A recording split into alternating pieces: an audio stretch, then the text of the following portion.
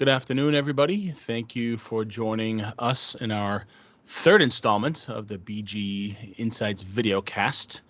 Really excited about joining my colleague today, Ariel Ferrante, who's going to be speaking about optimizing your website, which is really critical these days, considering it's hard to get together and do business. So your site should be optimized to help drive those leads. But for those that don't know, we are the Belfort Group. We are an integrated digital marketing and public relations agency located in Boston that services clients in 3 or 4 particular areas: higher education, public affairs, professional services, and nonprofits and associations. But we have our what I call our secret weapon, which is Ariel Ferrante and her team of designers and coders and magicians that do all the wonderful things and bring things to life that we create through our brainstorming sessions at the agency.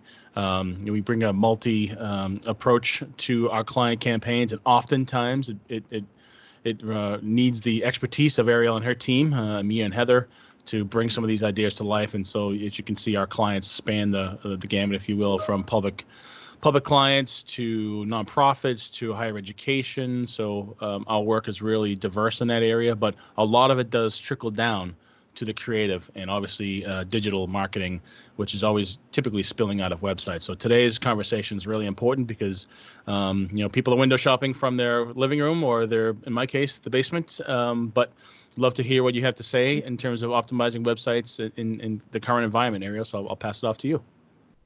Absolutely. Thank you, Don. Hi, everyone. My name is Ariel Ferrante. As Don mentioned, I'm the Director of the Creative and Digital Strategy Practice here at Belfort Group. And I'm going to take roughly 15 minutes to talk to you all today about optimizing your website. As Don mentioned, the reason why now is really the time to think about your website is that we're in a time where a lot of people are continuing to work remotely from home, are on their devices all day during the workday, but also now more than ever on devices during off work hours. And this is why it's so important to prioritize optimizing your website right now. Your website is the key to your digital marketing strategy. It's your visual brand identity and a driver of business lead capture.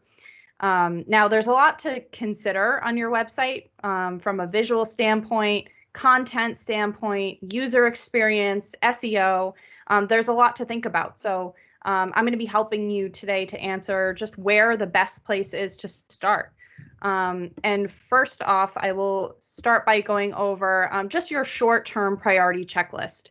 These are things that you can accomplish not only relatively quickly compared to some other tasks, but they're extremely vital to the success of your website. So typically, I would start off by taking a look at your contact form and first asking yourself, do I have a contact form on my website? Where are leads going once they fill out that contact form? Who gets the notifications? Are your form fields set up correctly for what you're looking to capture? Can you access that contact information on the website backend? Because you should be able to report on these contacts regularly, and speed really is key to follow up. So that is why this is one of the most important areas of your site to look at first. Other items that are important to look at are just updating your key content areas. So these are the areas of your website that outline your business services, your contact information. You have to make sure that to update these areas with current information right now. For example, evaluate if your services have changed during this time and during this climate, and has how you deliver them changed. And you need to make this stand out on your website. For example, a lot of clients that we work with have a lot of on-the-ground services or events that they're promoting. So, which of course strategies have shifted. So we built out custom content pages or areas of the site that communicate these important changes and updates. And we integrate them into the site in a way that will attract attention and be sure that the information on how people should be contacting you right now, what should they know about you and your business, and how has your work changed in one way or another. These should be extremely visible and communicated clearly on your website. And additionally, a lot of short-term items you can focus on right now are around SEO. To really increase organic traffic to your website is so important right now when a lot of other your marketing strategies may have shifted. SEO is a very daunting topic and requires a long-term strategy and build out, definitely. But there are small things you can do right now that will help give you that extra boost while you're working on your long-term strategy. For example, fixing broken links on your website, updating page title tags or titles of your website pages to increase your Google rankings, adding meta descriptions to your blog posts, that preview text that really allows Google to rank the content on your website and really increase that organic traffic. So while there is a long-term strategy you should be building out around SEO, which is so important right now in a time where you need to drive a lot of organic traffic to your site, there are a short list of things that you can do right now that will just help give you a quick boost while you work on that. Moving over to some long-term priorities. So once you go through the main short list, checklist items on your site, making sure people contact you, making sure your information is up to date, in doing those small things to increase organic traffic where you can. Once you fine tune those items, there are a few longer term strategy priorities you can add to your list. For example, number one would be evaluating your technological integrations to optimize your lead flow. So what we mean by that is once you've looked at your contact form and how it is physically set up and evaluating where your leads go to, where the information is stored, evaluate if you should be connecting them through a plugin or API, for example, to a CRM platform you use for sales follow-up, and really evaluate how you can optimize the follow-up process so that it's quick, easy, the information is being stored, and really there are those integrations built in right into your website to help you and your team later on organizing that information, managing the follow-up process, and making sure that your additional communications to those audiences and those leads that you gathered are being nurtured in the appropriate way. Second thing would be going back to that optimization list I talked about for SEO for your longer term strategy. Really conducting a full evaluation and building out your longer term SEO strategic plan, including things like optimizing keywords, building out new content pages that may be relevant to you and your business. You really need to carefully evaluate reporting to inform your long-term decision making and outline areas for improvement. So really outlining what those long-term checklist items are going to need to be for SEO once you've kind of cleaned up the initial tasks. Another item to take a look at from a visual standpoint is updating and redesigning your mobile layouts to optimize the user experience.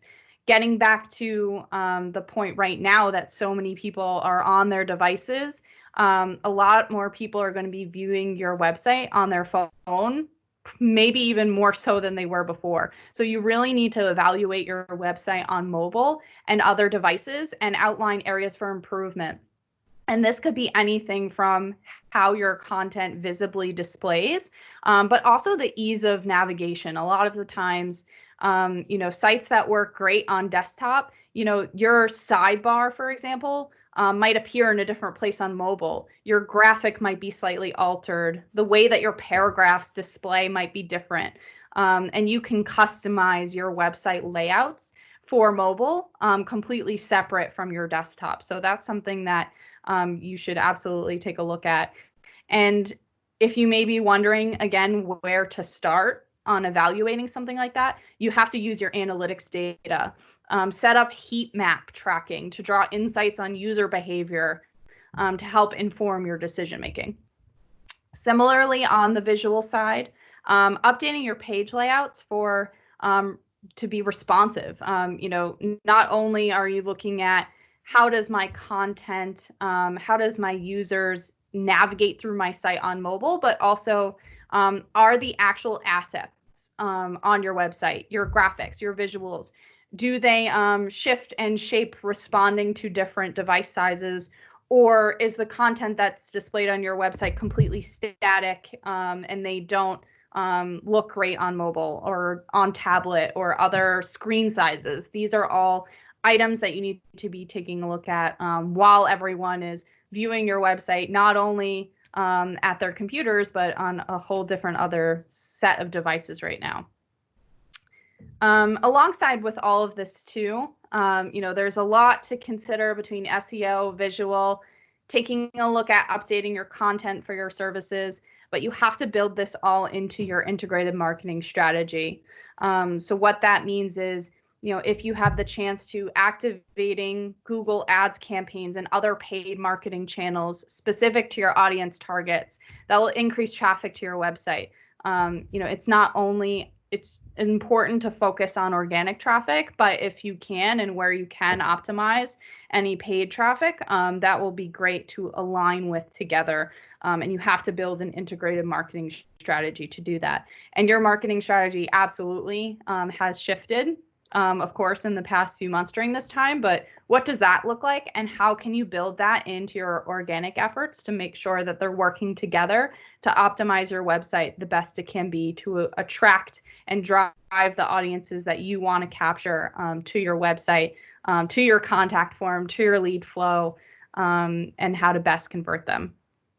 And lastly, you need to leverage data. I know I mentioned it in relation to visual layouts, but you really need to leverage your website data and reporting to drive your website optimization checklists.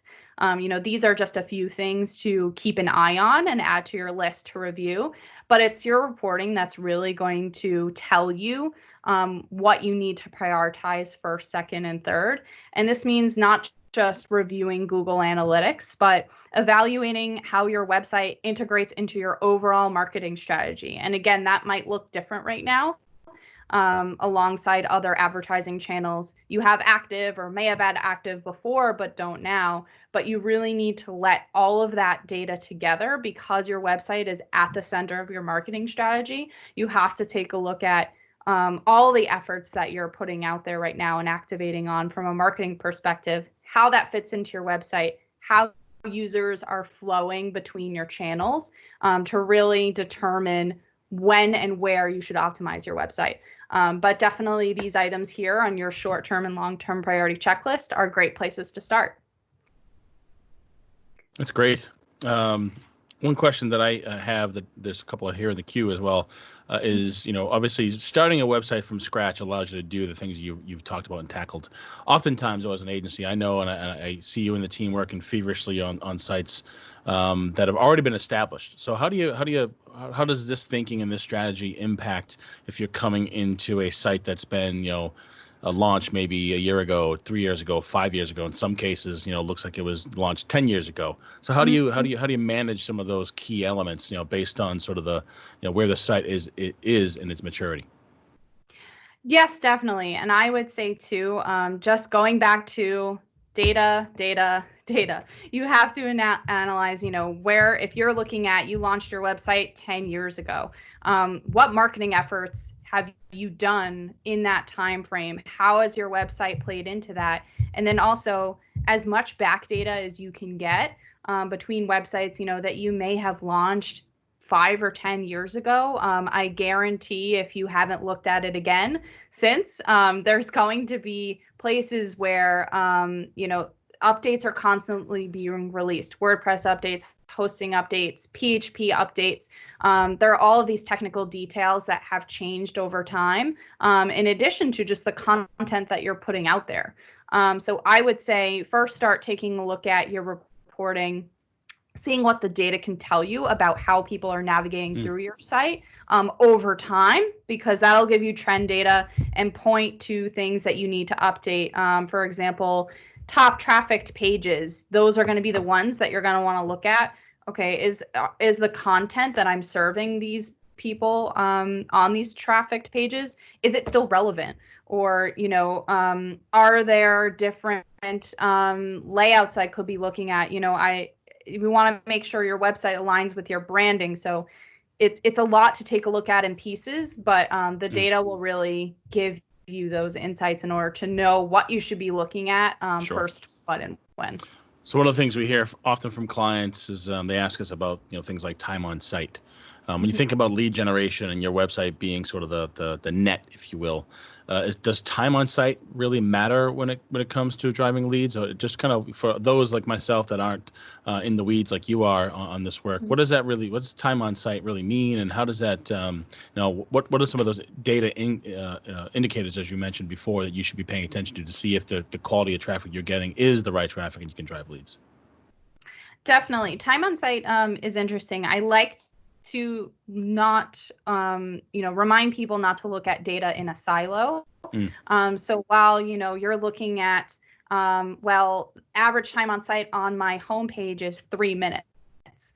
I always tend to look at as an engager of engagement level. That's great that folks are spending 3 minutes on your homepage, but on the flip side, they may have trouble looking for what they're trying to look for on your website.